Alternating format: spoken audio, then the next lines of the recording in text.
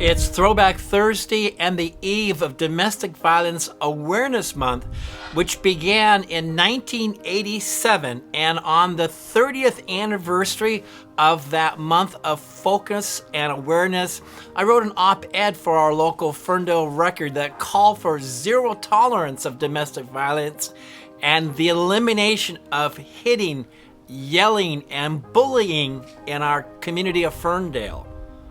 Looking back, I wrote at least 4 op-eds, articles, calling us to live in our personal lives and in our public lives at the highest level of civility. I've posted those 4 articles with this video clip, and I'd like to read just a few sentences from each of them today. The first op-ed was written in October of 2017, and it's a call for us to reduce domestic violence in the city of Ferndale. It says this month is Domestic Violence Awareness Month, and the city of Ferndale is emphasizing its We Don't Hit, Yell, or Bully campaign to reduce domestic violence in our community. I remember the bullies in grade school, both in dealing with their torment and joining in when I was older. Hey, it's just schoolyard pranks, I hear someone say. No, it's bullying. And all it does is create more bullies. Whether at home with our significant others, our neighbors, or those who serve an elected office, there is no room for the mistreatment of others in any form.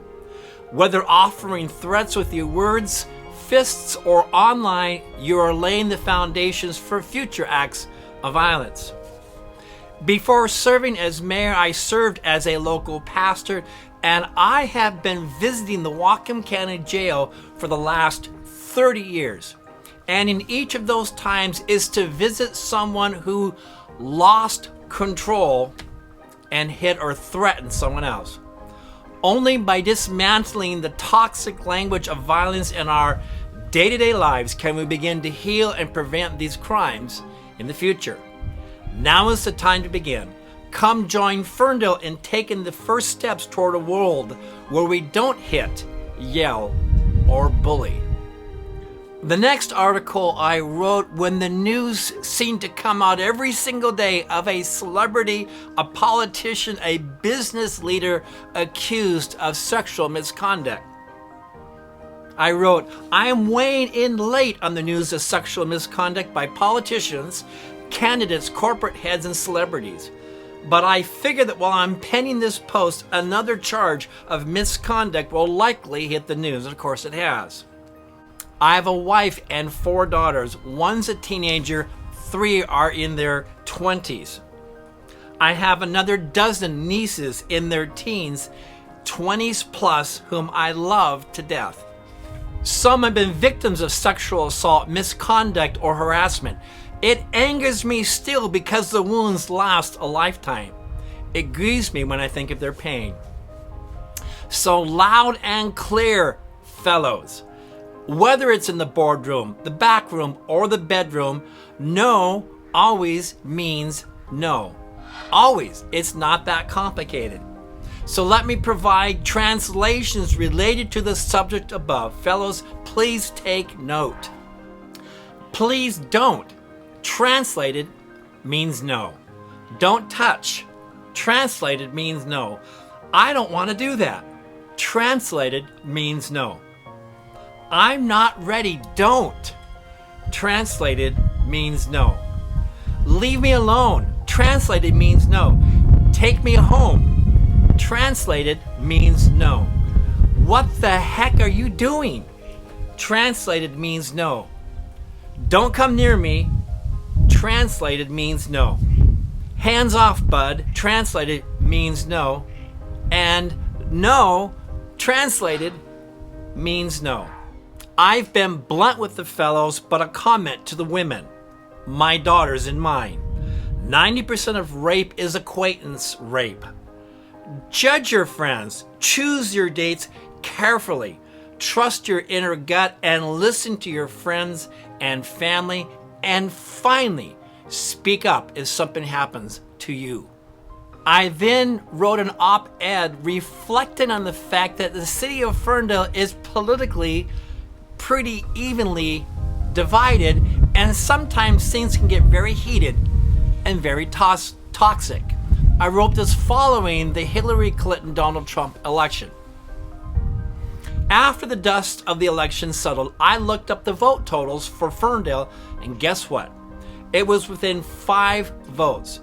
2,508 people voted for Hillary Clinton, and 2,513 people voted for Donald Trump, confirming what we've known for a long time, that Ferndale is a 50-50 city.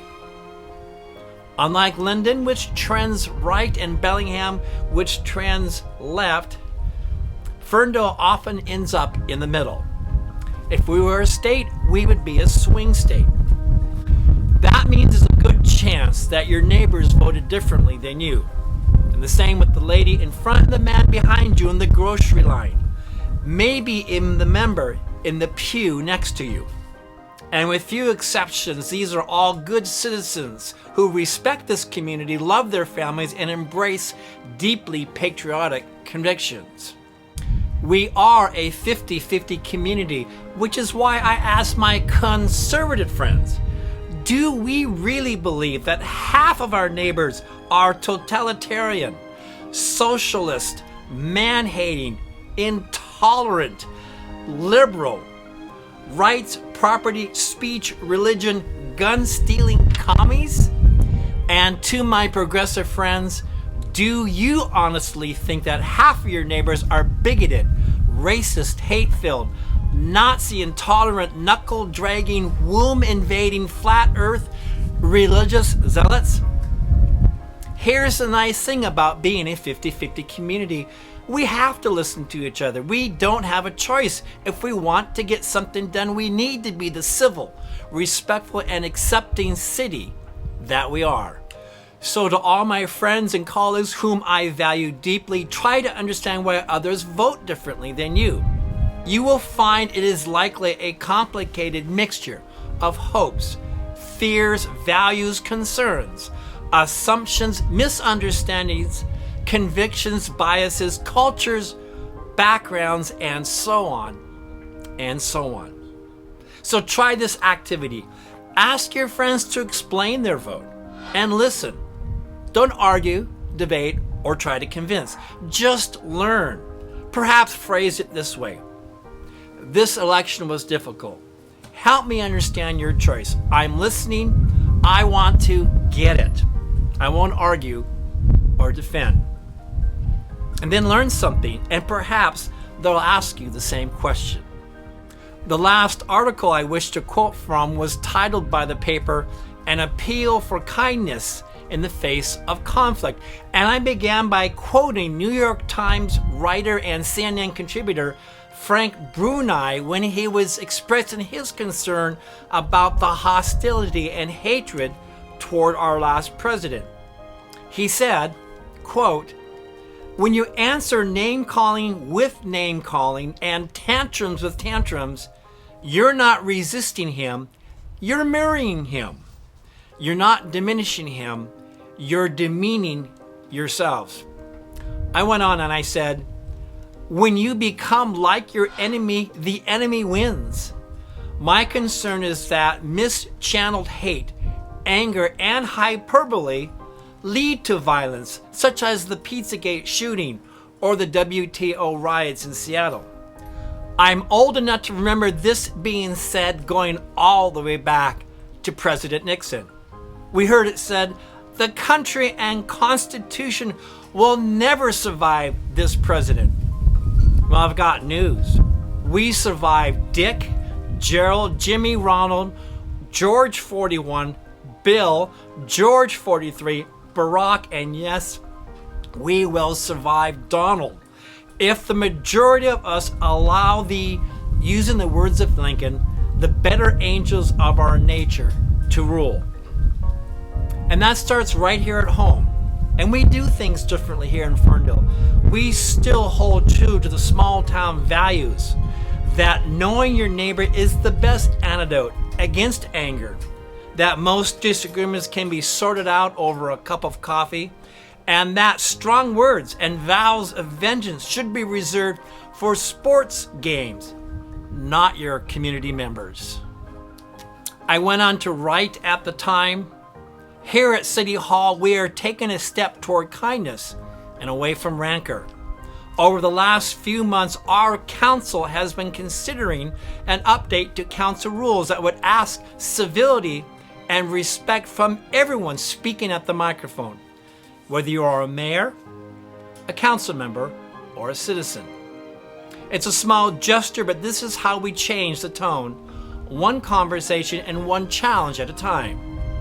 I urge the council to update the rules so everyone feels comfortable speaking up and engaging with each other and not feeling like they're getting caught in the crosshairs.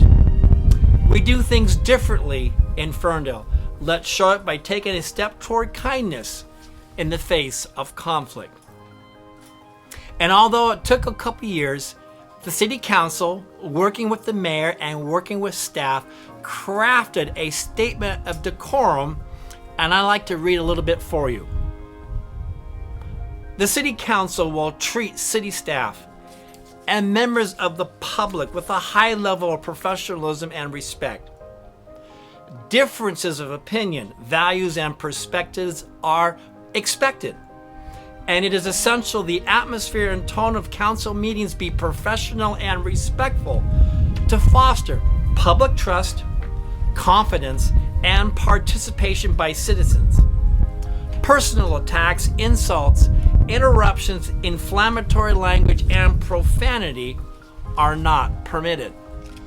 Going on, there's a statement of personal and corporate responsibility, and it says, "Council members have the primary responsibility to assure that these guidelines are understood and followed so that the public can have full confidence in the integrity of their local government. These guidelines are intended to be self-enforcing, thereby requiring an ongoing commitment by council members to faithfully honor the trust and dignity bestowed upon them as elected leaders and community role models." Finally, civility, decorum, and collegiality have always been hallmarks of my political career, with respect and courtesy toward all, left, right, and center. That will, of course, continue when I return to City Council to serve you. Thank you for listening.